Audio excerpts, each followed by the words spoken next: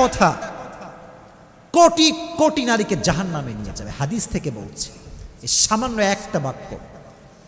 তাকফুরনাল আশি, বেশিরভাগ নারী অকৃতজ্ঞ হয়, স্বামীর কৃতজ্ঞতা আদায় করতে জানে না। স্বামী যে এতটা স্যাক্রিফাইস করেছে স্বীকার করতে চায় না। আর মাথায় রাখবেন, যেই নারী তার স্বামীর স্যাক্রিফাইসকে নিজের মুখে এটাকে স্বীকার করতে পারে না, সেই নারী কখনো সুখী হতে পারে না।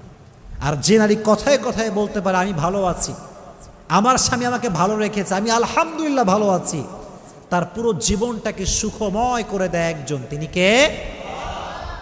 এজন্য বোনদেরকে বলছি, বোনেরা মাথায় রাখবেন,